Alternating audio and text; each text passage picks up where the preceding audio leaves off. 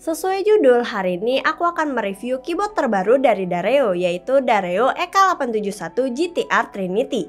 Gimana performanya? Langsung aja kita bahas. Sebelum bahas produknya, kita bahas packagingnya dulu. Packagingnya berwarna full hitam di keseluruhan box. Pada bagian depan terdapat tulisan seri keyboard beserta beberapa fitur dari keyboardnya.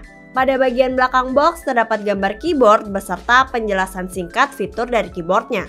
Pada paket pembeliannya, kalian akan mendapatkan keycap spooler, switch spooler yang dilapisi plastik pada bagian pegangannya, dongle 2,4 GHz, serta kabel Type-C sepanjang 1,8 meter. Sekarang kita bahas keyboardnya. Dareo EK871 menggunakan layout 71 keys. Layout ini lebih lebar 1 row ke samping dibanding layout 65%. Untuk desainnya cukup simpel dengan logo Dareo pada bagian belakang yang samar-samar. Pada bagian depan case terdapat switch untuk memindahkan koneksi dari wired, wireless 2,4 GHz, serta Bluetooth 1 dan 2. Switch seperti ini lebih memudahkan kita untuk berganti koneksi dibanding dengan keyboard lainnya yang menggunakan kombinasi tombol function. Pada bagian depan juga terdapat lubang Type-C untuk mengkoneksikan keyboardnya ke PC atau laptop, sekalian untuk charging baterainya. Pada bagian bawah case-nya terdapat tulisan 71 keys yang samar, serta peninggi. Desain peningginya ini berbeda dari keyboard lainnya, yaitu menggunakan desain magnetik yang bisa dilepas pasang dengan 2 step ketinggian. Untuk typing angle menggunakan peninggi pada step pertama sekitar 6 derajat. Sudah cukup untuk kebanyakan user. Untuk step kedua terlalu tinggi untukku. Build quality case-nya berasa standar aja. Ketebalan case-nya hanya 2,3 mm menggunakan bahan ABS yang cukup solid. Keycaps-nya berbahan ABS yang sudah double shoot. Double shoot-nya ini tergolong rapi, walaupun double shoot-nya tidak full, hanya setengah saja. Saat aku ukur ketebalan keycaps-nya 1,2 mm.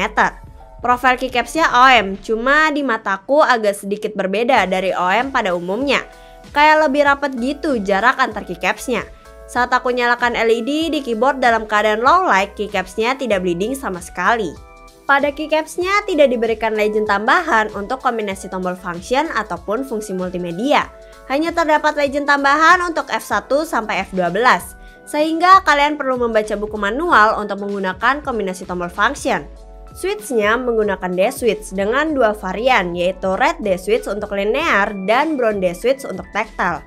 Feel switch-nya sama dengan red dan brown pada umumnya. Unit yang aku review saat ini menggunakan D-switch red. Untuk varian red switch-nya ini cukup smooth dan tidak terasa terlalu pinging walaupun dalam keadaan stok. Kalau dibanding Otemu, D-switch ini sedikit lebih smooth dan lebih tidak pinging. Tapi kalau kalian tidak cocok dengan pilihan switch yang diberikan, tenang aja.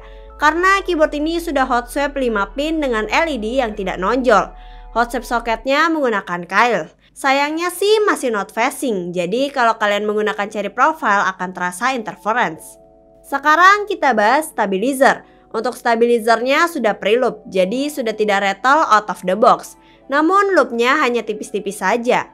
Kalau mau memaksimalkan, kalian bisa melakukan loop ulang. Tapi kalau tidak pun sudah enak kok. Keyboard ini belum diberikan case foam maupun platform. Wajar aja, out of the box masih hollow. Sayang banget di harga segini belum diberikan foam sama sekali.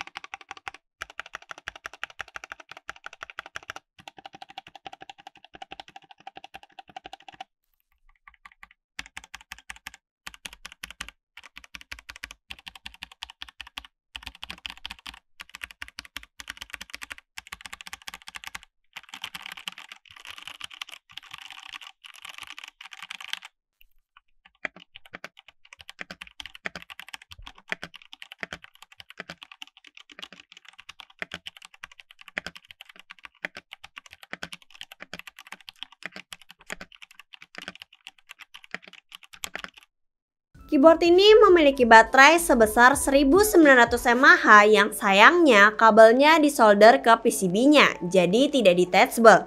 Keadaan seperti ini menyulitkan kita ketika ingin melakukan modding karena harus berhati-hati ketika ingin membongkar keyboard dan jadi kurang leluasa saat melakukan modding. RGB pada keyboard ini terbilang terang dengan berbagai mode yang bisa kalian atur menggunakan software atau dengan kombinasi tombol function.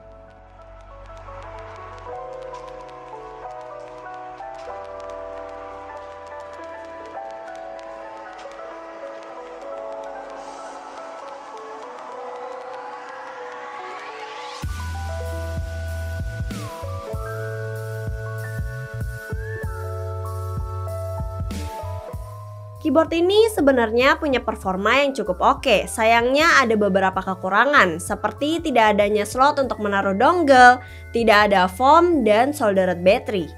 Walau begitu, performa out of the box-nya sudah cukup nikmat.